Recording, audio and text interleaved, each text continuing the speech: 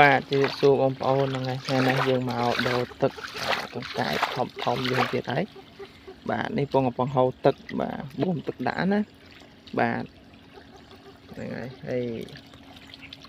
នេះវាពងឡូតបាទសបាយនឹងទឹកថ្មីបងប្អូនបាទអញ្ចឹងបងប្អូនយើងដាក់ចិញ្ចឹមយើងដាក់ឥឡូវយើងដាក់ទ្រុងធំឡើងបងប្អូនបាទហើយឥឡូវខ្ញុំឃើញថាបងប្អូនយើងភាគច្រើនគាត់ឃើញគាត់ធ្វើទឹកមួយជាហៀង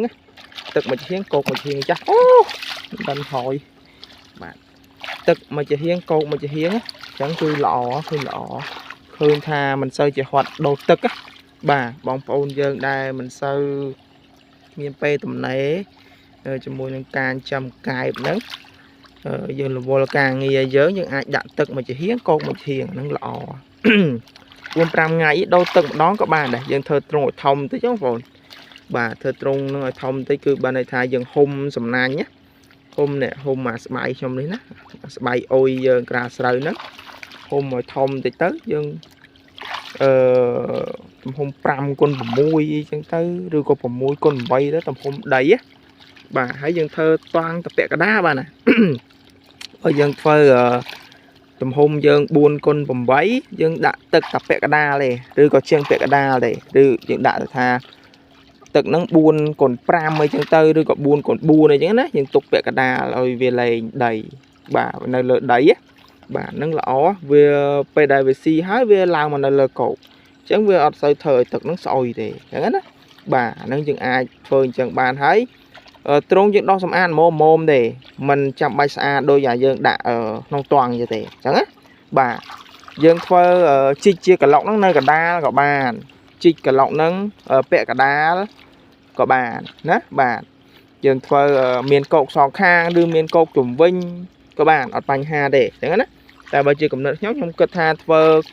កោកមួយជាហៀងទឹកមួយជាហៀងអញ្ចឹងណាបាទយើងធ្វើឧទាហរណ៍ថាទ្រុងយើង4x8អញ្ចឹងយើងធ្វើទឹកហ្នឹង4x4ទៅហើយកោកហ្នឹង4x4ដែរទៅអញ្ចឹងណាបើន័យថាពាក់កដាម្នាក់បាទយល់ទេបងប្អូនតោះណាបាទបើអត់តាន់អាចឆាតអាចទេសួរឬក៏ឆាតសួរអីតាម Telegram អីបាទលេខ085ហ្នឹង Telegram ខ្ញុំបាទ085 82 085 32 82 01ណាអាចឆាតសួរបន្ថែមបានអញ្ចឹងគឺយើងធ្វើកោកមួយជាងទឹកមួយជាងអញ្ចឹងទៅហើយទឹកហ្នឹងយើងបង្ហូរអីគឺយើងអាចដាក់ជាទយោឲ្យធំតិចទៅបាទយើងបង្ហូរចោលអញ្ចឹងទៅបាទហើយពេលដែលអស់ចាំយើងដាក់ទឹកចូលវិញអញ្ចឹងណាមិនហត់មក